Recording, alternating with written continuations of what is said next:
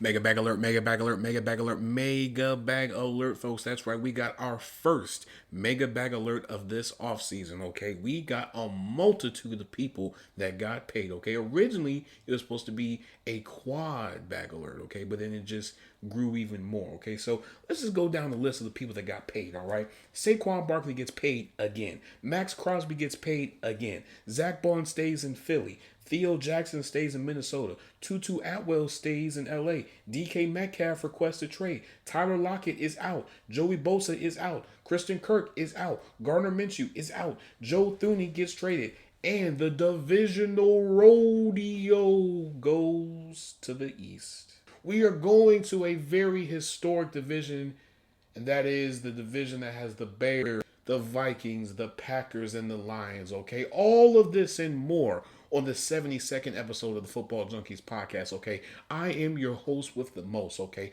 I'm your chief bagrodamus, anything and everything related to the bag and more, okay? I am your chief head of the table, anything and everything related to the draft, combine, you name it, we're covering it, okay? But guess what? I'm all these things and more, okay? But the most important thing is I am your GM who currently is not on the team right now, but don't you worry about it, okay? Because guess what? We got some interviews lined up because you know why? Some people want to know about my knowledge. So guess what? We're going to give them to them, all right? So guess what? On 3, you already know how these things go. Actually, you know what? I know I'm forgetting something because guess what? The most important title that you must remember is I am your host, KO. Now we're back on track.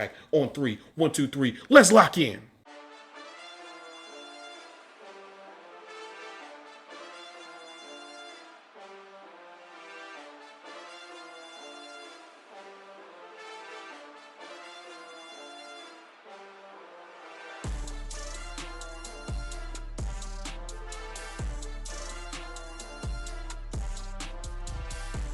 All right, folks, let's just get into the meat and potatoes of everything that is going on in the league right now. And man, oh man, do we have a lot going on in the league. Things are starting to cook, okay? And we're not talking about with just no olive oil or just with a little bit of butter. No, we're talking about hot grease, okay? Hot fish grease, okay? So let's just get into these bag alerts before we get into the divisional rodeo, okay? So first one, Saquon Barkley, okay, the quad god himself gets a surprise extension, okay? 2 years, 41.2 million, 36 million guaranteed at signing. That is 20.6 million a year. He is the first running back, if I'm not mistaken, fact check me, to get 20 million a year. He reset the market. Do we really even need to go over the stats? You know what? I think we just do just cuz. So 345 attempts for 2,005 rushing yards, 5.8 rushing yards per attempt, 13 touchdowns, and 46 rushes of 10 plus yards or more. Folks, this will probably go down in history as one of the greatest off seasons for a running back. I will argue with any person that says otherwise because this guy did it all in one offseason. He could have easily broken Eric Dickerson's record, but he decided not to out of respect for him, and he wanted to preserve himself. You become a Super Bowl champion, okay, and you get another extension all in one season. Come on, man. And then not to mention, you leave a toxic situation with, Joe Shane and the Giants, and you finally get a taste of winning. And, the Eagles want to reward you for all the hard work that you put in. And so this is what happens. Best believe Saquon Barkley is not going anywhere. Saquon Barkley is probably going to end his career as an Eagle. Okay? If he continues with this, we're going to have a different conversation about Saquon Barkley. Now let's get into Maxx Crosby. This was a little bit of a shocker. I'm not going to lie to you. So let's just get into it. 3 years, $106.5 million, $91.5 million guaranteed.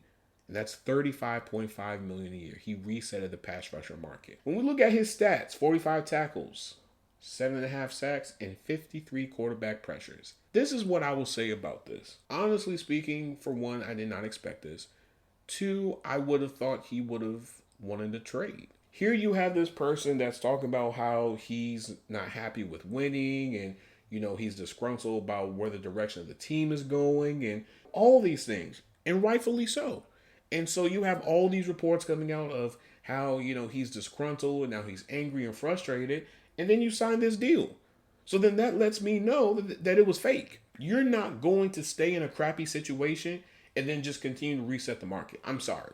At some point, I want to be able to experience the confetti coming down. I want to be able to experience holding up the Lombardi trophy. I want to experience all the things that lead up to the Super Bowl.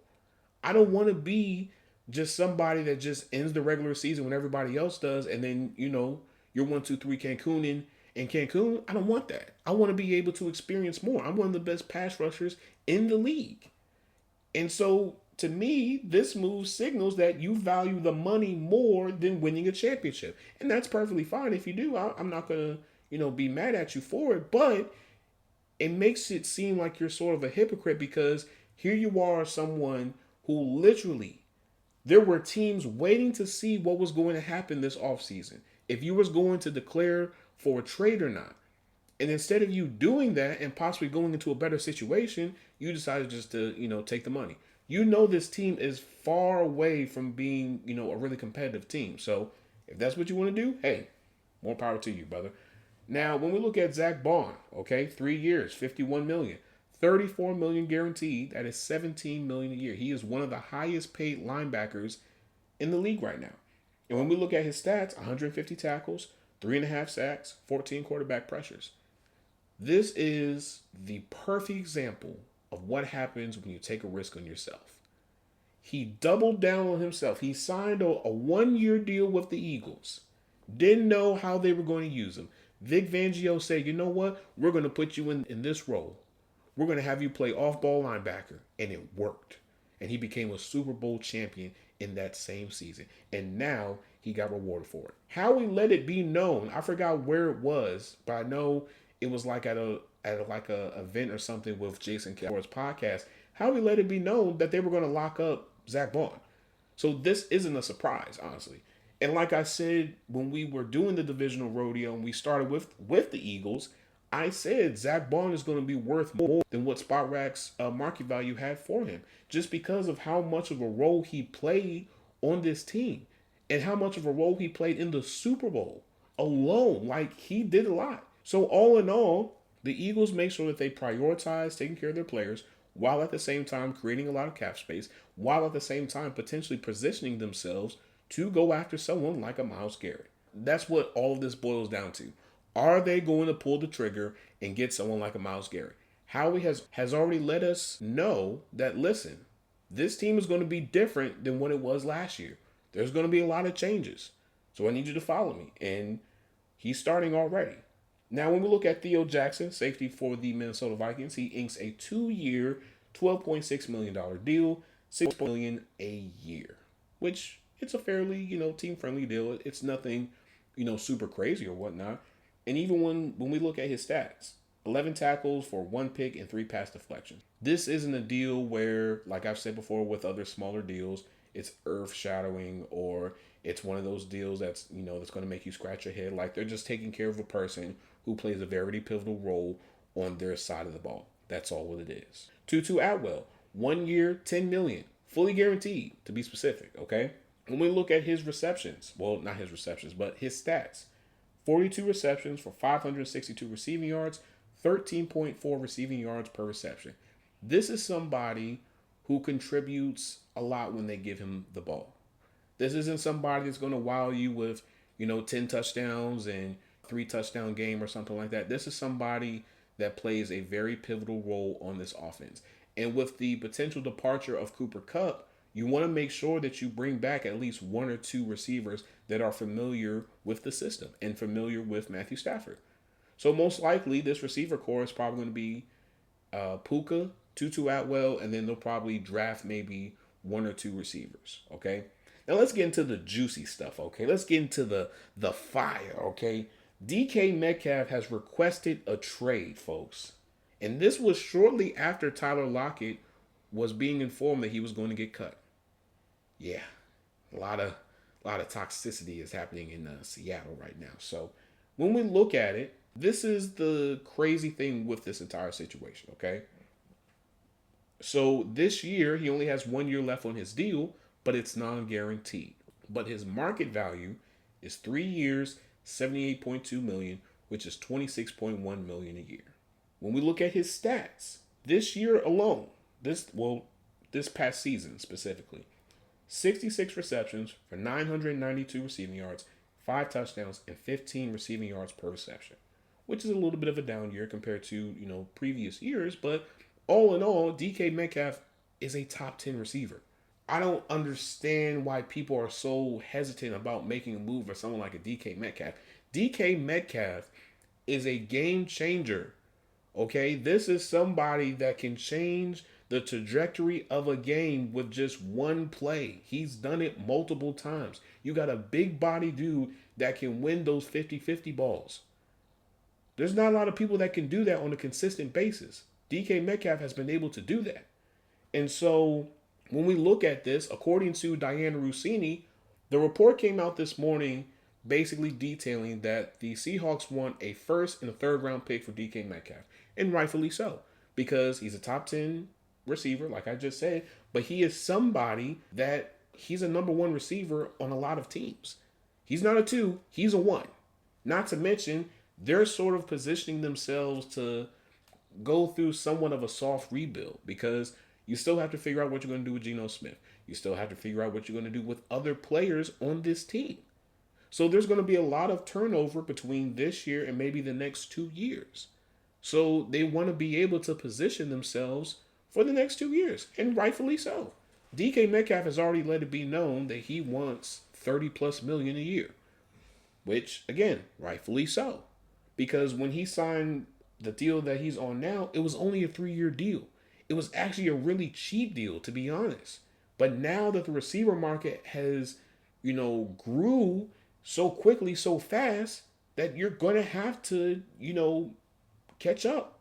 So if I was a team, I probably would want to trade for DK Metcalf now, and I would pay him now before Jamar Chase. Because if you don't, you run the risk of someone like a DK Metcalf wanting to get close to what Jamar Chase is making. Now, when we look at teams that could possibly, be in the running for someone like a DK Metcalf, I would say maybe the Chargers. I would say maybe the Texans. I would say maybe even the Bills. I would even say the Steelers. I think those teams would love to have someone like a DK Metcalf on their team. Now, the question is this. Who is going to be the team that is going to meet their demands? Now, me personally, I think it's going to be the Chargers because, for one, a lot of the needs that the Chargers have, they can be addressed in day 2 and day 3. Now, when it comes to receiver, with the receiver class being not as strong as it is, I think if you get someone like a DK Metcalf, that automatically erases a lot of the needs that they have. So you give him that first round pick, you pair him with Lab McConkey and Quentin Johnston and whatnot. It's great. Not to mention, you can give him a pretty good deal because why? You have, a decent enough amount of cap space too. Texans, it may be a little bit shaky for them because they need to address offensive line, and they need to address it with their first pick, okay? And this is sort of like a teaser into, the AFC South and whatnot. But they have to be able to address the offensive line. C.J. Stroud was getting beat up this past season. So I don't think they can, try to make that type of move. Now, the Steelers, they could try. But do I think they're going to do it? No. Only because they value their draft picks and drafting so much that I don't think they will pull the trigger on someone like a DK Metcalf. Just saying. Now, when we look at the Tyler Lockett situation, okay, he got cut, okay? And this is something that I sort of predicted when we went over that division because, for one, you have 3 people that have very large cap hits and very large base salaries. And you're in a situation where you're trying to position yourself for free agency and potentially signing your rookies. So you're going to have to make some major moves. And so the most important thing that they had to do was get rid of Tyler Lockett. And I don't blame them, okay? Look at the financials of this situation. The Seahawks take on $13.8 million dead cap while freeing $17 million. So all in all, they put themselves in a really good spot, okay? And when we look at his stats this past season, really wasn't the best. 49 receptions for 600 receiving yards, 2 touchdowns, 12.2 receiving yards per reception. He is still a very productive receiver, But I think it's come to a point where the Seahawks realize that, listen, it's time for us to go into a different direction. It's time for us to possibly cut weight, excuse me, of some of these players that have these big contracts. Because, not to mention, you're going to have to pay Tyreek Woolen fairly soon. And there's other players on this team that you're going to have to take care of as well. So the only way that you can curve all of that is you have to cut some of this dead weight. You have to trim the fat, as I say, when it comes to these large contracts. Now, granted, I would have liked for Tyler Lockett to be a Seahawk for life, but clearly that wasn't in the books. And so when we look at this, do I think he's going to probably play? I don't think so. I think he has nothing else to play for. You're a Super Bowl champion. You definitely played a very pivotal role in the Seahawks in recent years. Like, you have nothing else to prove. And that's perfectly fine. But if he wants to continue to play, there will be a market for him. Because, again, the receiver draft class this year for day one is not that strong. And I think someone like a Tyler Lockett will garner interest somewhere just because of his veteran leadership and what he brings to the table. Now, am I saying he can be a one on any other team? No. But what I am saying is this. He can be a solid contributor on a lot of teams. A lot of teams would love to have someone like a Tyler Lockett. Just saying. When we go to the Joey Bosa situation, this was something that I expected as well. And the reason why I say that is because, for one, you have somebody that has a large contract. Two, you have somebody that really hasn't been that impactful like he was in those first, 3 years of his career, 3 or 4 years of his career, excuse me. Like, it was needed. Like, when we look at this, really analyze this, right? Khalil Mack, old Khalil Mack, showed more at his age than what Joey Bosa has. Khalil Mack has been able to stay healthy than what Joey Bosa has. When we look at Joey Bosa's stats, I'm just going to read it off to you, just for sacks, okay? In 2019, 11.5. 2020, 7.5. 2021, 10.5. 2022, 2.5. 2023, 6.5. This past season, 5.5.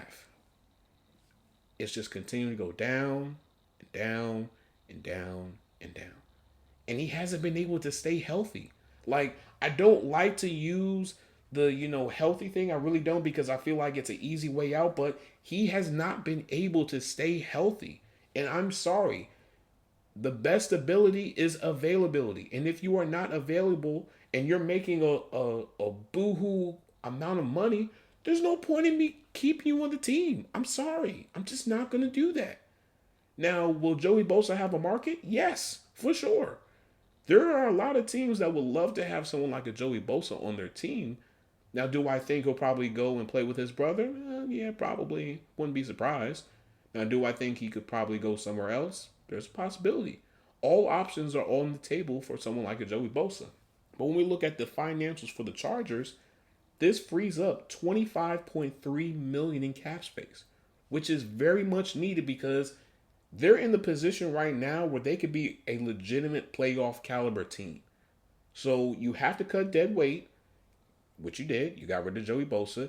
Now you need to make some moves, shore up the receiver room, fix up the running back room as well, make a few adjustments with the defense, and then boom. You're going to be better this year than what you was last year. Now, when we look at Christian Kirk, this one was a little bit confusing because the GM originally said that he liked Christian Kirk and whatnot, but then all of a sudden you go to, oh yeah, we're just going to cut you. You should have just traded him. If you would have traded him, you would have got some interest.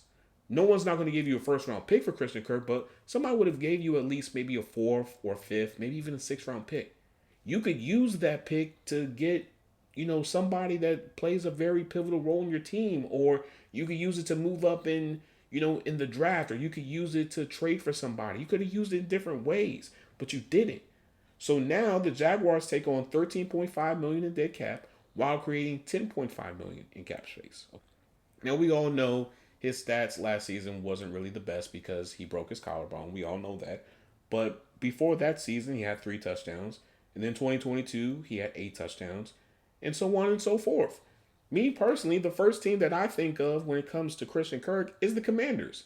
Because when he was under Cliff Kingsbury, that was when he was really, contributing. I don't see him going to the Steelers.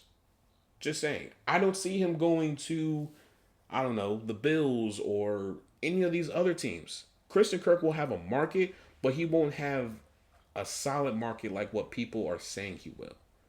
Like, I think somebody will be willing to take more of a risk on, I don't know, a Mecca Ibuka or somebody in the second or third round before they give a chance to Christian Kirk. Just saying, don't hurt me, okay? Now, when we look at Gardner Minshew, he gets cut as well. Originally, I thought they were going to do a restructure, okay? But for them to cut him, not surprised, honestly, because his contract was a little bit way too expensive, me personally. Like, you're a backup quarterback and you're making that much money? No, cut. Now, when we look at the financials for this, okay, the Raiders take on $10.8 million in dead cap, while Gardner Minshew is guaranteed $3.1 million of his 2025 salary. Now, when we look at his stats this past season, sure, you threw for 2,000 passing yards. You had 9 touchdowns, but you had 10 picks. You averaged 6.6 yards per attempt. I mean, it was okay, but again, the Raiders are trying to clean house. They're trying to position themselves to win. And so the best way to do it is to cut bait, get rid of Gardner Minshew. They'll probably draft a quarterback or pay for a quarterback. Okay, then they'll bring in, a lower tier backup quarterback, or they'll just bring back Gardner Minshew, okay, at a lower price, and then just go on from there. Because again, he's making way too much money. He had a base salary that was too high and a cap hit that was too high. No need to do that. They're trying to position themselves to take a few big swings to really catapult themselves in a different stratosphere, okay? Who else? Joe Thuney, okay? Joe Thuney gets traded. He goes to the Bears, all right? So the Chiefs receive a 2025 fourth-round pick, and the Bears, of course, receive Joe Thuney. With this, and this is sort of going into the divisional rodeo a little bit, he's on the last year of his deal, okay? His base salary this upcoming season is $15.5 million, and his cap hit is only $16 million. All in all, he is still a very productive guard. Now, for all the people that say, well, the Chiefs should have been trying to find a way to keep him. No, you can't, because they're about to reset the market for Trey Smith. May I remind you, folks, that the Chiefs' cap situation is a lot more complex than what you think. Because you have 3 people that are taking up over 50% of their cap space. So instead of them doing what the Eagles do, which is they sort of spread out the money a little bit, no, they put it into Patrick Mahomes, Travis Kelce, and Chris Jones. Everybody else, you're either on the boat or you're not. And so Joe Thuney wasn't on the boat. But for the Bears, this is a major upgrade because you have someone that is a seasoned veteran, a Super Bowl champion, someone who has pedigree with his game and was still playing at a pretty good level. I'm not saying he was the elite version of himself, no, but he was still a very good productive guard. And not to mention, the Bears have been trying to rebuild their offensive line this offseason because they have to prioritize protecting Caleb Williams. Caleb Williams this past season was taking way too many hits. And so if you want to be able to preserve your quarterback, you have to make sure that you build a good offensive line around him. That is the only way that you can prolong his career. Otherwise, he'll be like Andrew Luck. No disrespect to him. Now let's get into the divisional rodeo, folks. And so you already know how these things go. Okay, we're going to go through an entire division. We're going to talk about their salary, free agents, draft picks, positions of need, candidates for restructure, extension, trades, and cuts. Okay, so let's start with the NFC North. Okay. Bears, Packers, Vikings, and Lions. So we're going to start with the Bears. $45.3 million in salary cap, with a rollover cap of $5 million. Not too bad, okay. Free agents, Keenan Allen, DeMarcus Walker, Gerald Everett, Tevin Jenkins, Matt Pryor, Darrell Taylor, just to name a few. Their draft picks, they got their first, 2 second-round picks, a third. They don't have a fourth. They do have a fifth. They have a sixth, and they have 2 seventh-round picks. Positions of need, defensive line, running back, edge, receiver, interior offensive line. This one's going to be fairly quickly and fairly simple, only because For one, this team is still fairly young. A lot of the main players on this team are still under contract. And the people that aren't under contract are either older players or players that don't really contribute a whole lot to this team. So there's going to be a lot of turnover with the lower half of the roster, as I expect. Now, when we look at positions of need, okay, you can go about this a few different ways. You can address defensive line / edge in the first round, or you can address wide receiver and running back in the first round. Either way you look at it, I think you have to be able to really bring in somebody that can be a contributor with the run game. Granted, DeAndre Swift is good, but I think you're not going to make the type of moves that the Bears have made, especially to the offensive line, if you're not eyeing someone like an Ashton Genty, or at least a Caleb Johnson, or Devin Neal, or Taj Brooks, or RJ Harvey, or Omarion Hampton, or who else? I can't even think of anybody else, but the list goes on and on, okay? Now, if they get Ashton Genty, and you pair him with DeAndre Swift, and then you pair him with DJ Moore and Cole Kmet, and then Rome Odunze and Caleb Williams, that's a really good offense. That's a really good run game, okay? Now, do I think they're going to do that? There's a possibility. The Bears are a team that you really can't pinpoint and say, oh, they're going to do this or, oh, they're going to do that. No. But with them having Ben Johnson, I feel like they are definitely going to prioritize the offense high. Because, again, with the defensive line class being as big as it is, they can bring in a quality defensive lineman in the second and third day of the draft, and it won't really hurt them, okay? You could go and get someone like a Darius Alexander or a Jordan Phillips or what's his name? Deion Walker, for instance, okay? You could get one of the edge guys if you wanted to, because you already have Montez Sweat. You just have to find him a partner. If you find him a partner and then you bolster up the interior defensive line, the defense is really good because you already have Jalen Johnson. You still have Tremaine Edmonds. You have pieces. The Bears are in a really good place right now. And then with you bringing in an offensive mind that is Ben Johnson, I think it takes things even further. Because I think what was missing last season was a good, productive offense. The defense was doing its thing at first, but then it fell off, and then it was trying to pick itself back up, and then it fell off again, and then by then, everybody was just mentally checked out, okay? Matt Eberflus was basically a phone call away from losing his job. A lot of the coaches were basically done. A lot of the players were mentally checked out. It was just a bad situation. But bringing in someone like a Ben Johnson, offensive-minded, somebody that we all know and saw what he did with the Lions, if he does just half of that with the Bears, I think we're having a different conversation about Caleb Williams and the Bears moving forward. Now, when we look at candidates, well, actually, no, I'm going to wait because I want to go a little bit more in depth with the positions in need. So when we look at receiver, okay, so you can go about this a few different ways, okay?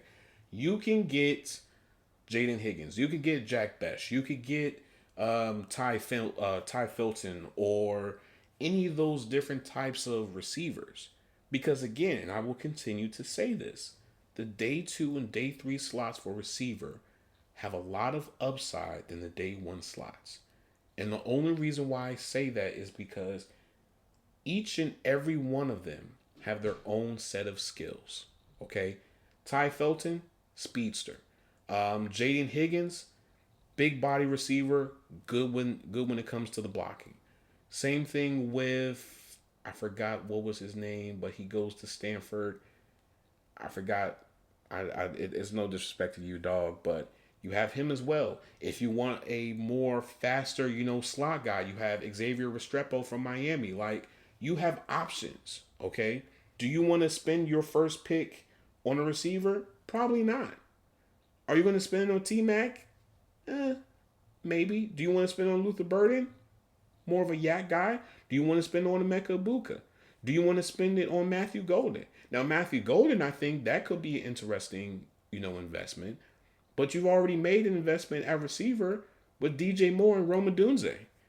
You could go about this so many different ways. It's ridiculous, okay? Now, when we look at interior offensive line, I think the number one person that they should really go after is the center from Atlanta because he's supposed to be a free agent. If you get him on that offensive line, you have him and then the guard that they got from the Rams, and then Joe Thuney, and then Darnell Wright.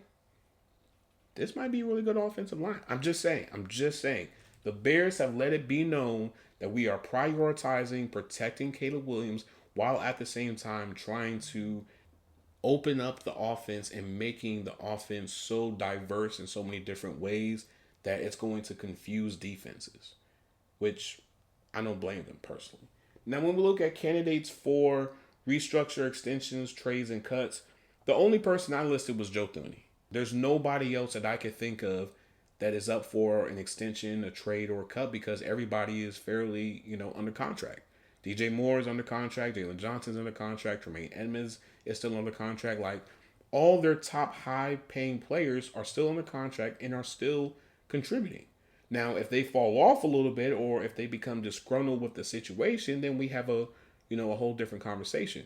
But for the time being, I don't see that happening. And when we look at Joe Thuney's market value, according to SpotRack, 2 years, $40.6 million, which is only $20.3 million a year, which I think is pretty decent. He's a 2-time Super Bowl champion, still one of the best, guards that you can right now. Like, I think that's not bad of a bargain. Now, me personally, I would try to bring that down just a little bit, okay?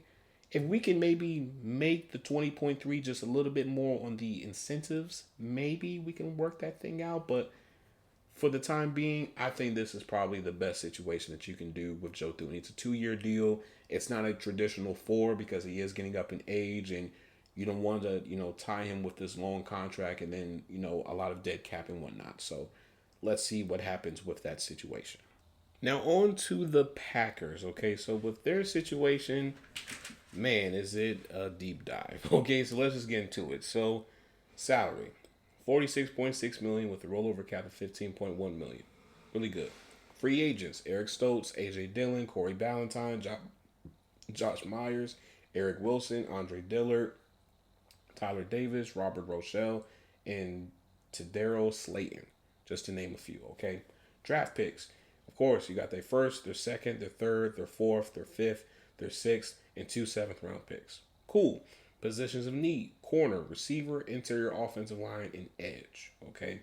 So when we look at this, yes, corner, very much a top priority, especially with Jair Alexander possibly getting traded. Definitely has to be a top priority. Now, is this a good, outside cornerback class? When you compare it to the last 2 years, not really. Okay? Sure, you have your Jahdae Barrons and your Ezra Thomases and Siobhan Revels and Benjamin Morrisons and Will Johnsons of the world, but the problem is the only two people actually that you can say, hey, those are true first-round picks is who? Jahdae Barron and Ezra Thomas. Everybody else is a little bit of a, iffy situation because why? They have injury red flags, especially Benjamin Morrison. He's coming off of a hip surgery. So there's a lot of questions saying, hey, how flexible are your hips? And, will that be a problem moving forward? Like all those things. Same thing with Siobhan Revel. He's coming off of ACL surgery. Will Johnson, he's coming off of injuries as well. So there's a lot of question marks there. Now, most likely, you can go about this a few different ways. You can get somebody in free agency and then draft one, or you can just draft all of your corners. But I feel like the slot corner room is a little bit better because you have Jacob Parrish, you have Quincy Riley, you have Maxwell Hairston and company. So I say all that to say this. Jair Alexander, you have to prepare like he's not going to be on the team, okay? And you really need to make sure that you address corner because corner for the last few years really haven't been the best. Now, granted, Eric Stokes, do you really want to keep him? Me personally, no. You could probably bring in somebody that's a little bit more, nah.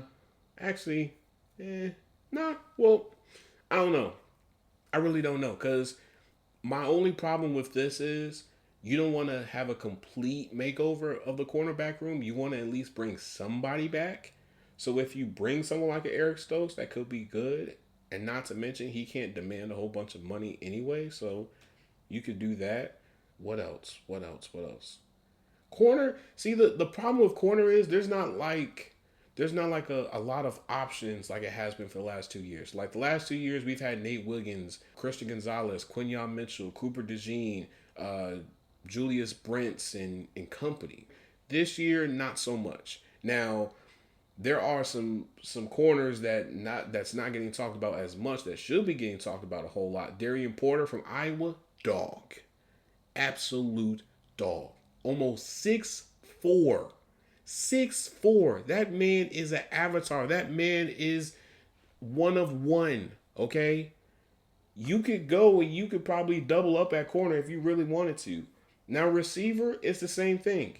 With Romeo Doubs probably getting traded, you're probably going to want to bring in somebody. So you have a few different options. You can get a speedster like a Ty Felton, or you can get someone like a Matthew Golden, or you can get someone like you can get the receiver from Stanford, or you can get Jaden Higgins, or you can get Jack Besh, or you can get who is that receiver? I was just looking at his footage. I was just looking at his footage this morning. I forgot who it was, but it'll probably come, probably at the end of the episode. But you have a lot of options day 2 and day 3. Okay. Interior offensive line, you can go about a few different ways. You can go and draft someone like a Gray Zabel or a Tyler Booker, or you can pay for one. Now, see, with interior offensive line, the guard market is starting to rise. So do you want to invest into a young guard that has a lot of upside with their game, or do you want to go and get someone like a veteran who's already established who may not ask for a whole lot of money? Because you could get someone like a Kevin Zeitler. You can get someone like a James Daniels. You have options there with interior offensive line. Okay, now edge, you can draft an edge. Like, I forgot who it was, but there's an edge from Alabama that I have my eye on. There's an edge from Boston College that I have my eye on. I cannot remember their names right now, but you have options at edge in this draft that are legitimate options. So you can take that route as well. The Packers are in a situation right now where offensively, they're in a really good spot. It's the defense that just has to pick up a little bit more. And it's mainly the secondary and maybe a little bit of the pass rush. Okay, because Rashawn Gary, we all know Rashawn Gary, he's doing his thing. You all know that you have Kenny Clark. Okay, cool. But outside of them, you got to have, more production out of what you already have right now, plus what you're getting ready to bring in. Because the Packers are not a bad team. The Packers are a really good team that could be a playoff caliber team. All they have to do is just stop falling on their own sword. We have seen multiple times where they just flop. Like they flopped in the second half of the season. Why? I don't know.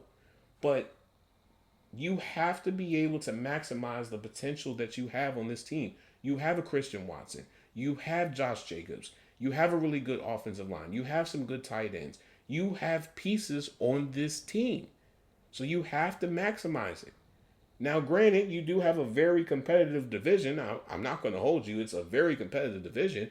But still, you have Jordan Love, who's a really good quarterback. So you have to figure this thing out. And they can do it in this offseason. Now, when we look at candidates for restructure, extension, trades, and cuts, Jair Alexander, like I just said, trade him. Okay? Especially with the large contract that he has. $16 million for his base salary this year. And then next year it's $18 million. And then the cap hits. The cap hit this year is 25.4. And then next year is 27.8. You might as well just want to offload that contract. Okay? Because what it sounds like to me is it's a relationship that's going bad. So just cut your ties with it. Romeo Doubs, trade him. Okay? But with him, though, he does have a market. It's not a strong market, but it's a decent market. Okay? His market value, if he was to get traded and then extended, would be 4 years, $47.4 million, which is $11.9 million a year. That's not bad. That's actually really good, honestly. That's a pretty good team-friendly deal. Just saying. Christian Watson, I probably would start talking about an extension now. I wouldn't put it off until I would start doing it now, just so you're ahead of the gun. Because if you don't, you're going to be like the Bengals where you take a risk, and then if that risk doesn't go in your favor, then guess what? You're going to have to shell out twice or three times as much more money than what you didn't have to do had you just paid them right then and there. So when we look at it, they don't have a lot of people that they have to pay. There's not a lot of people that, are demanding big contracts. They made sure that they take care of their people fairly well. And they made sure they take care of, the big players on their team. So all in all, you're in a good spot. Like, I looked at the salary cap situation for every single one of these teams. All of them are in a really good salary cap space. All of them are, they have cap space where they can make moves, but they don't have the type of cap space where they can bring in two or three big fishes. Okay, Malik Willis, give him an extension. Good backup quarterback option. He actually did pretty well when Jordan Love was out this season. I'm just saying. You have to keep him. Just saying. Now, when we look at the Vikings, okay, $63.8 million in cap space, rollover cap of $5.9 million. You have free agents that include Cam Robinson, Sam Darnold, Byron Murphy, Stephon Gilmore, Aaron Jones, Shaquille Griffin, Jerry Tillery, Jonathan Bullard, David Quessenberry, Jihad Ward, and Patrick Jones, just to name a few, okay? Draft picks. You don't have a whole lot of draft picks because you had to use them to get some people. So, of course, you got your first. You don't have a second. You have a third. You don't have a fourth. And you have 2 fifth-round picks. You don't have a sixth, and you don't have a seventh, okay? Positions of need. This may be a little bit controversial, but who cares? Cornerback, inside linebacker, safety, running back, defensive line, interior offensive line, and tight end, okay? Now, with corner, the reason why I say that is because it depends on what happens with the Byron Murphy situation. If they don't pay Byron Murphy, I feel like corner should be the top priority. But if they do keep Byron Murphy, then that can be a day 2 or day 3 option. Inside linebacker, outside of Jihad Campbell, who else do you really want to invest into? Now, granted, you have Barrett Carter, you have Carson Swearinger and company. You have some pretty good, inside linebacker options. Or you can bring in somebody from free agency if you want to. Because again, the linebacker market isn't as strong. You don't have to pay 20, 25, or 30 million for a good productive inside linebacker. Now, safety is a little bit of a question mark. And I only say that because, granted, you have some really good safety options. You have Malachi Starks. You have E-Man. You have Xavier Watts. You have Jalen Reed. Like, you have some really good options at safety. Do I think any of them are going to fall that far? No. I don't think Malachi Starks is going to fall that low. I don't think E-Man is going to fall that low. Especially with E-Man having the day that he had at the combine, I just don't see it. Now, I could be wrong, but sometimes you just need a little bit of luck. But I think for safety, I think you probably have to start bringing in, Harrison Smith's replacement. Because I think this might be Harrison Smith's last year. I'm just being honest here. I think you have to, bring in his successor so that they can sit and that they can learn under Harrison Smith. So that way, when Harrison Smith gets ready to pass on the torch, there's no problem. Now, running back. For some people, you'll probably say, well, just bring back Aaron Jones. No. The only reason why I say that is because with the running back class as big as it is and as diverse as it is, you have to pluck at least 2 of them. If you bring in someone like a Dylan Sampson and a Caleb Johnson or a Travion Henderson and a Taj Brooks, that's good. That's really good productive running backs. Why in the world would you want to pay 8 or 10 or 12 million a year for a running back when you can go and pluck 2 from the draft and it won't even hurt you? Not to mention, I wouldn't be surprised if a lot of these running backs do not get drafted and then become undrafted free agents. And if that's the case, you can get them for more of a steal. Unfortunately, but that is the business side of football, unfortunately. Now, defensive line. At the position where they are right now, sure, you can prioritize that in the first round if you wanted to. You can get someone like a Derek Harmon. You can get someone like Darius Alexander, Jordan Phillips, Deion Walker. Did I say Walter Nolan? I probably didn't. I don't know. But you have options there.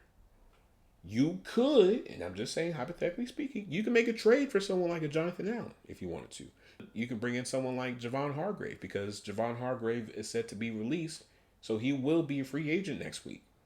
You have options at defensive line. You can bring in someone like a BJ Hill. I will continue to say this. For any team that has a defensive line problem, this is the year that you need to address it. Because you have a really good defensive line draft class this year that you could bring in 2 or 3 really good quality defensive linemen. You can bring in someone like a Shamar Stewart. You can bring someone in like a Shamar Turner. You can bring in someone like, who else haven't said? There's so many. Like so many defensive linemen that I still haven't even been able to look at, but you have options of line. So you might as well want to make that type of investment now, especially with you making the investment of getting Dallas Turner, you might as well. So when we look at interior offensive line, you can bring in someone again like a Gray Zabel, Tyler Booker, or you can get the veteran approach. Me personally, I sort of like the veteran approach a little bit only because sometimes it can be a little bit cheaper depending on who it is, and you already know what you're getting out of them compared to drafting somebody and you're having to show them the way. Now, granted, there are some people that you draft, they can latch on pretty quickly, and it's no problem. And then there's others that may take a little bit of time to, groom and really see the potential out of them. So you have options there. Me personally, I feel like Tyler Booker and Gray Zabel are interior linemen 1 and 2 for me because both of them were pulled to the side to practice at center. So I think if you bring in someone like a Gray Zabel, I think that would be perfect. I think that would be a match made in heaven. Personally, just saying. Now, when we look at tight end, for some people it's a little bit controversial because they had TJ Hawkinson, but the fact of the matter is he is getting up in age. He has been having a lot of injuries lately, and I think you need to bring in somebody that can take some of the snaps off of him. I think if you bring in someone like a Harold Fannin Jr., or you bring in the tight end from Miami, or you bring in Colston Loveland, or a Tyler Warren, if you bring in one of those tight ends and you pair them with TJ Hawkinson, that expands the offense even more because now you're going to have Justin Jefferson, Jordan Addison, TJ Hawkinson, another tight end, and then 2 really productive running backs on top of this offensive line. We haven't even gotten to the quarterback position yet, okay? So I say all that to say this. Vikings, if you want to go back to where you just were, or if you want to go further, you have to make more of an investment into the offense at certain positions. Now, you can go at this a few different ways. You can go and bring in some young talent, or you can bring in proven talent. The choice is yours. But remember, you are staring at the barrel of a gun when it comes to the quarterback position, which we're getting into right now. When we look at candidates for restructure, extension, trades, and cuts, okay, Sam Darnold. This is going to be the most talked about situation because on one hand, you have somebody that played really well, okay? You have somebody that at one point in time in the season, people were saying he could have been an MVP. I'm dead serious. That is how crazy they were doing in the first half of the season. But then they fell off a little bit, and then they just flopped when it came to the playoffs. So you can run it back with Sam Darnold, or you can go and you can just stick with J.J. McCarthy. Now, the thing is this. The Vikings, in some ways, can finesse Sam Darnold just a little bit. And the reason why I say that is because he can't demand 45 or 50 million a year just because of how bad things went when they needed him the most. Okay? You could probably get him for maybe 35 to maybe 42 million a year at best. I don't think anything after that, you can't do it. Now, when we look at his market value, it's a 4-year, $160.4 million deal, which is $40.1 million a year. Me personally, I feel like that's the sweet spot. I think anything over that, you're reaching hard. So you have this decision where do you want to run it back with Sam Darnold or do you want to go with the rookie? Because he's still a rookie at this point. This is going to be the first official season that he's going to be able to play. So you have a decision that you have to make. Now, when you make this decision, I think you have to weigh the outcomes with what you already have on the team. I think you have to weigh in with Justin Jefferson and Jordan Addison and TJ Hawkinson because this team was on a whole nother level when Sam Darnold was in. If you put JJ McCarthy in, they're going to have to relearn a new quarterback. And I don't think someone like a Justin Jefferson wants to do that again. So I say all that to say this. Either you pay Sam Darnold now and you have JJ McCarthy wait, which it wouldn't hurt him, honestly. It'll give him time to develop and really be the best version that he can be. Or you can take the risk, you can let him walk, and then you can run it with JJ McCarthy. But I think it all depends on if JJ McCarthy is fully healed. If his knee is fully repaired and it's good to go, give it a shot. But if not, and the contract negotiations with Sam Darnold continue to draw out and the number continues to be a crazy number that you guys aren't willing to pay, well then, by all means, let him walk. But don't look back. Don't be the person to say, come on back. Come on, we need you. No. Please come back. No, just let him walk, okay? Byron Murphy, same thing with him. You have a tough decision that you have to make. Do you want to pay him the amount of money that he's probably going to be asking for? Because he's going to be asking for a lot of money. He had a really good season. Like, his market value is 4 years, $88.3 million, which is $22.1 million a year. That's a lot of money. Do you want to do that? I think you have to. I think right now, the Vikings are in a spot, if they hit on their draft picks and free agency signings, and let me just say this. Let me also say this as well. When we think of free agency, a lot of times we think of the big flashy move, right? We think of the first person that signs, the big deal that resets their positional market or whatever. But a lot of times, it's the free agent signings that not a lot of people talk about that are the most effective ones. And we see it every single year. Think about it. Zack Baun signed a 1-year deal with the Eagles. There was a lot of uncertainty with him. Vic Fangio saw the potential in him. They worked. And then guess what? Super Bowl champions. And he got paid for it. Just saying.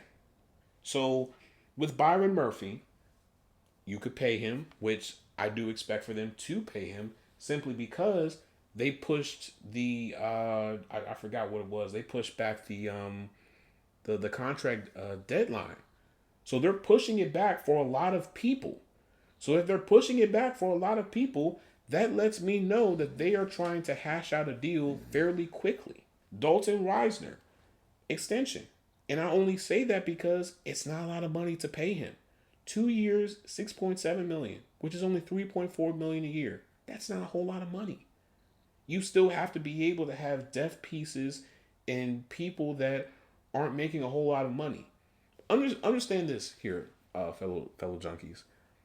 A roster isn't just composed of people that are making double-digit amount of money, okay? It's not about a team that has a whole bunch of players that are making 12, 11, 22, 28, 45, 52 million a year. It's not about that. It's about prioritizing certain positions, and then the other positions outside of those prioritized positions, you make sure that you pay them, but you don't overpay them. Now, when we look at someone like a Patrick Jones, I think you can give him an extension as well because he's coming off of a 7-sack season. He played a really pivotal role with this defense in the pass rush. I think you have to reward him. Same thing with Andrew Van Ginkel. Extension. 3 years, $45.8 million, which is only $15.3 million a year. Now, do you want to give him that type of money? That's for you to decide. But me personally, I would try to knock it down just a little bit. Because again, you still have to pay other people, you still have to prioritize other positions. So you want to be able to maximize what you have while at the same time position yourself to where if anything crazy happens in training camp or somebody wants to, come to the Vikings, guess what? You can make that move and you don't have to do a bunch of, restructures and cuts and all of this, financial stuff that a lot of teams have to do. Okay.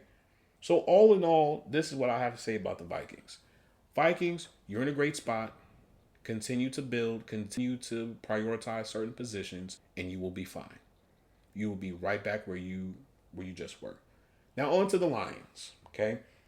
Your salary, $51.3 million, with a rollover cap of $23.7 million. Not bad. Your free agents, Carlton Davis, Marcus Davenport, Kevin Zeiler, John Kaminsky, Levi Onwenzinguri. I know I just butchered your last name. I am so sorry.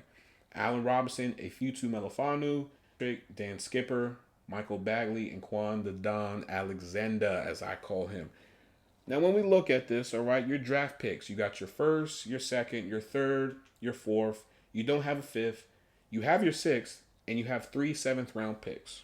Positions of need, DB, edge, interior offensive line, and D-line. And the only reason why I say interior offensive line is because of Kevin Zeiler. If he leaves, then, that's a position that you have to, prioritize and take care of, okay?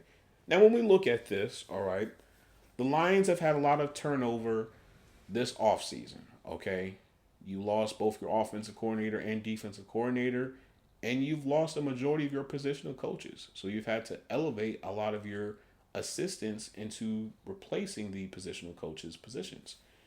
I know, confusing, right? Say that 3 times. So here you are in a situation where you're trying to get over the hump. You're trying to get to the Super Bowl, and then this happens. So now you have a lot of questions that you have to answer moving forward. Is Jared Goff going to be the same Jared Goff that we've seen in the last 3 years? Is this offense going to be the same offense that we've seen in the last 4 years?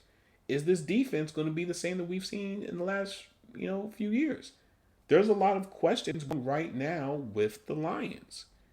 And I think right now, if you are a Lions fan, you have to have a lot of questions because right now, it'll be different if you lost one of your coordinators, right? If you lost Ben Johnson, but you kept Aaron Glenn for another year, okay, all is well, right? But you lost both of them. And then on top of that, you lost their assistants as well. So, everyone's having to learn a new system. Everyone's having to learn, everything all over again. Because it might be different philosophies with everybody.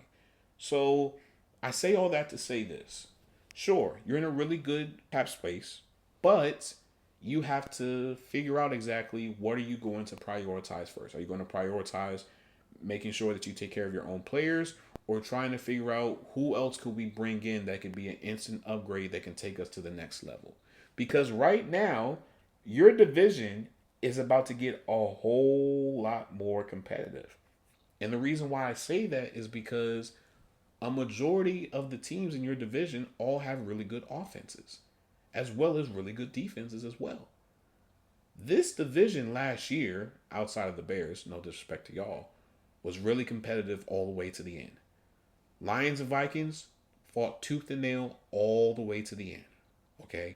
Packers, they were putting up a fight at first, but they just lost their grip. Okay? But when we look at everything for DB, the problem is where you guys are positioned. So you have the 28th pick in the draft. So most likely, you're not going to have a really good choice when it comes to who you really want at DB. So, sure, you can take a risk on someone like, Siobhan Revel or Will Johnson if he's there, or Benjamin Morrison, or all the corners that we all know and love. Or you can take a swing at somebody in day 2 and day 3 if you want to. But I think if you want to be aggressive, you may have to trade up to get somebody that you really like.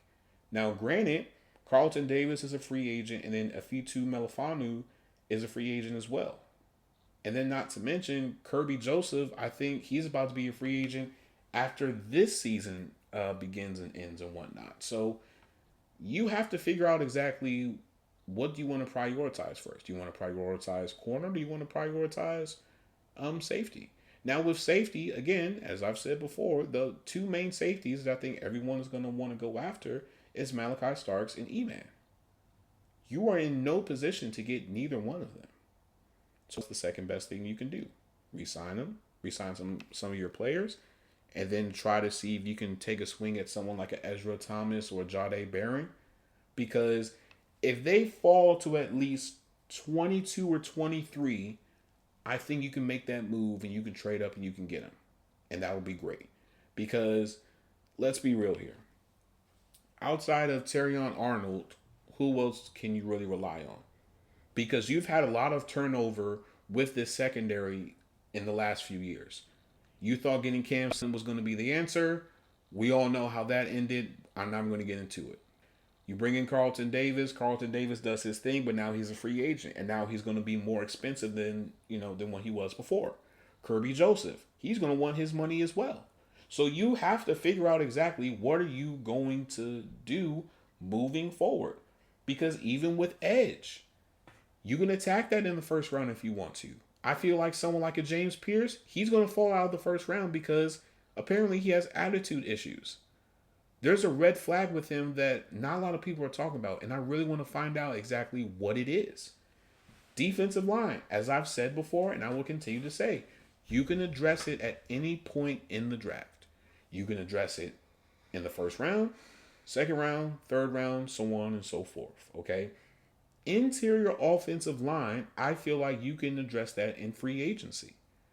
Because right now, you can't really be in the position to go after another, really good edge rusher.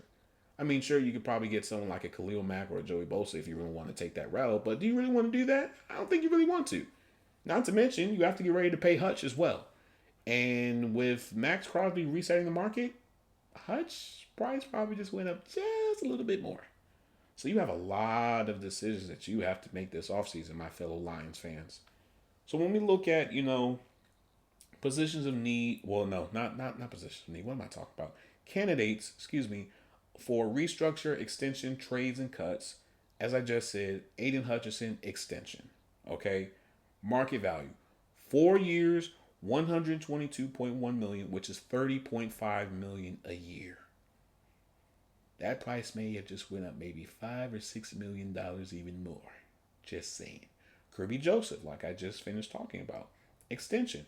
Market value. 4 years, $92.8 million, which is $23.2 million a year. I'm sorry, you're going to have to take care of these guys. You cannot let Kirby Joseph play out the rest of this year. I think you have to make sure that you lock him up. Because who's to say that he's going to hold out in training camp? Do you really want that? I don't think you do. Who else? Jameson Williams. I feel like you could give him an extension as well because he can't really demand a whole lot of money because you're paying a lot of money to Amon-Ra St. Brown.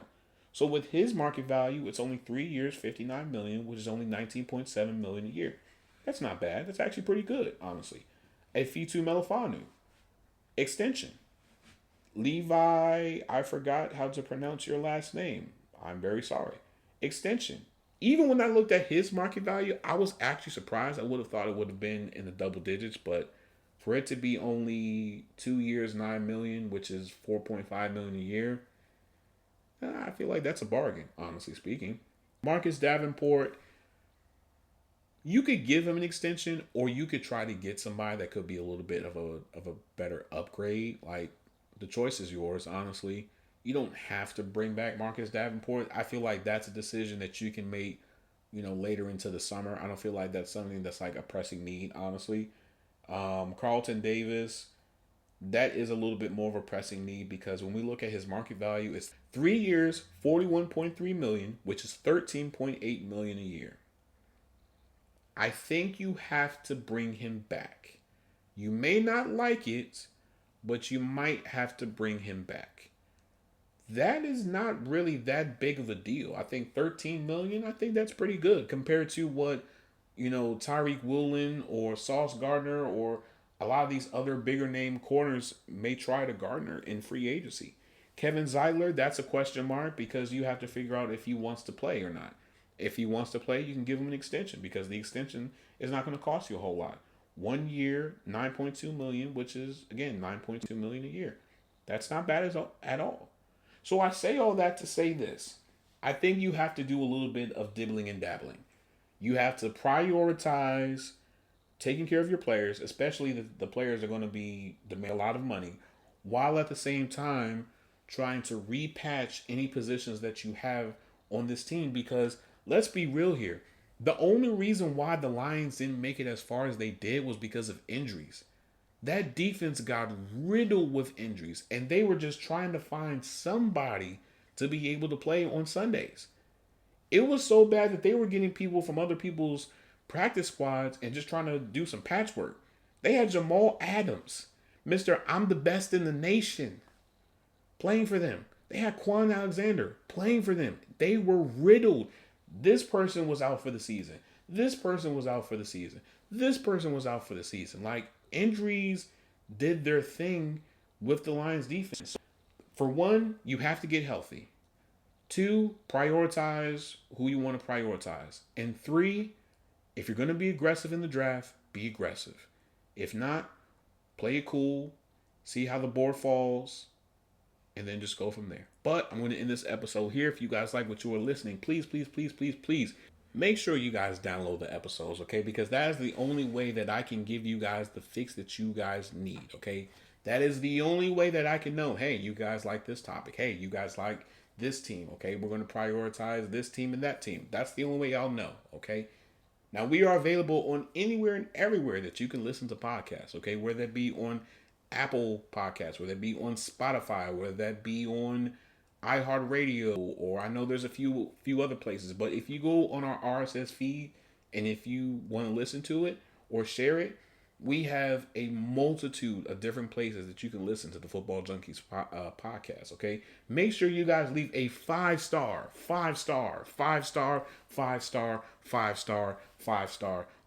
review, okay? Please, please, that's all I'm asking for. Please, it definitely means a lot. Please help me out, okay? Now, for my YouTube people, Football Junkies Pod, okay? Football Junkies Pod. When you go on our YouTube, we have a link tree.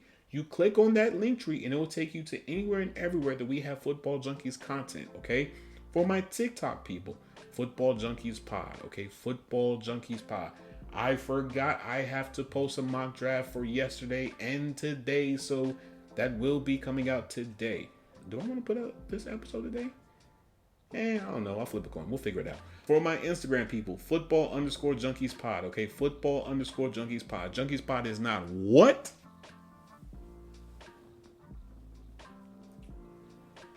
It is together, not spaced, okay? It is together, not spaced. Follow me on Twitter at GMKale, okay? GMKale, Kaile, all right?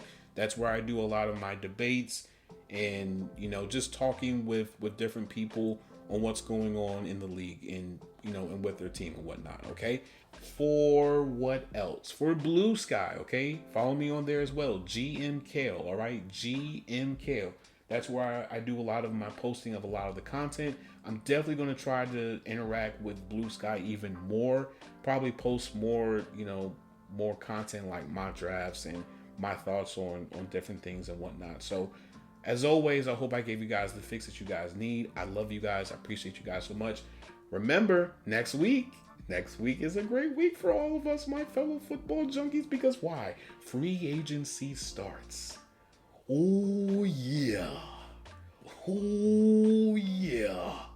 Monday, I think, if I'm not mistaken, at 10 o'clock, the league year begins, okay? That is when the legal tampering period begins. So you can start having conversations with other teams, okay? Hopefully Justin Fields signs with the Steelers. Please, please, please. But then the finale, okay? Free agency begins on Wednesday afternoon. And you already know we will be covering any and all major signings and more when that happens. So, as always, I love you guys. I appreciate you guys so much. This is your GM Kale signing out. Peace and love. Later. Breaking news, breaking news, breaking news, breaking news, folks. Trey Hendrickson has been given permission to seek a trade. Yes, that Trey Hendrickson. Now, when we look at the financials of this, all right, he has 1 year left on his deal, which is non-guaranteed, all right. The Bengals save 16 million in cap space while only taking on 2.6 million in dead cap. Now, automatically, I can tell you two teams right now that would love to have someone like a Trey Hendrickson. Washington and the Eagles. I think if either one of those two teams get Trey Hendrickson, that automatically upgrades them and puts them in a different stratosphere, okay? Especially the Eagles, because they're about to lose Josh Sweat and Brandon Graham. So if you bring in someone like a Trey Hendrickson, I think that patches things up. I think that addresses that need. Now for Washington, this is an automatic upgrade over what you already have. Now granted, Dante Fowler and Frankie Louver were very productive, but Trey Hendrickson is on a whole nother level. And I think you can talk him down his price. This is an ongoing situation. Stay tuned. There's going to be more probably within the coming days. So as always, love you guys. Peace out. Later. Now this was definitely expected only because the Bengals were not going to be able to pay T. Higgins, Trey Hendrickson, and Jamar Chase in one offseason. You're resetting the market for Jamar Chase. You're probably playing 28 to maybe 30 million for T. Higgins. And Trey Hendrickson, I don't even know what his price is, especially with Maxx Crosby getting his deal yesterday. So, Bengals, what are you guys doing? Sam Hubbard just retired yesterday. You essentially have nobody on your defense. You are literally back to being the Bengals of old. Bengals will be the Bengals, I guess. Double breaking news, double breaking news, double breaking news. Just when you think this episode was over, no, it is not. Christian Kirk has been traded to the Texans, folks. So the Texans are inheriting Christian Kirk in the 1 year that is left on his deal, which is non-guaranteed at $16.5 million. The Jaguars are getting a 2026 7th-round pick. For any person, for any Steelers fan that wants to argue with me moving forward and say that, oh, we don't need to go after DK Metcalf, you are wrong. All of you are all wrong. Because you know why? We literally went from a point to where you had Deebo Samuel available, Brandon Ayuk possibly available again, Metcalf, and Christian Kirk. And now it has basically gone all the way down to possibly Brandon Ayuk and DK Metcalf. That quickly. What are we doing here, folks? What are we doing? We can no longer sit on our hands and just play the waiting game until next week. Teams are making moves now prior to the start of free agency. So what are we doing? What are we doing, Omar? You have to get DK now. That's the only way that you could consider this offseason to start off on the right foot. I know I'm probably saying that wrong, but I'm just so frustrated because it doesn't make sense that we continue to go through another offseason where we play the waiting game instead of being aggressive. If you want to win, you have to be aggressive. Washington has been aggressive. Houston has been aggressive. The 49ers have been aggressive. I wouldn't be surprised right now, by the time I am done recording this little bit for this episode, that Washington would have made a trade to get Trey Hendrickson. People want to win. If you are not willing to win, if you are not that pissed off of not making Super Bowl and not holding up a Lombardi, then what are you doing with yourself? You no longer need to be a GM if you don't want to take this thing serious. Whatever the asking price is for a DK Metcalf, give it to him. Give it to him. What's it going to hurt you? It's not going to hurt you at all. The going price for a top 10 receiver is probably 30 plus million a year. That's just the price. It's no longer 06 where you can get an all-pro, Pro Bowler, future Hall of Fame player for $6.5 million. You can no longer do that. The price is the price. You have to go and you have to be aggressive. Even if it means to give up a player just so you don't have to give up a first-round pick to get someone like a DK Metcalf, do it then. Do you really need everybody on your team? No, you don't. Ship away Larry O. Ship away Cole Holcomb. Ship away Roman Wilson. Ship away people that you know are not going to make it to the field. You need productive playmakers. Y'all said it yourselves. Y'all wanted playmakers. You wanted to win a playoff game. But if you want a playoff game, you have to start now. This is where teams are built. This is where championships are created. When GMs want to make aggressive moves and position themselves over everybody, not only in their division, but everybody in the league. I'm off my soapbox. I don't even want to say what else I wanted to say later.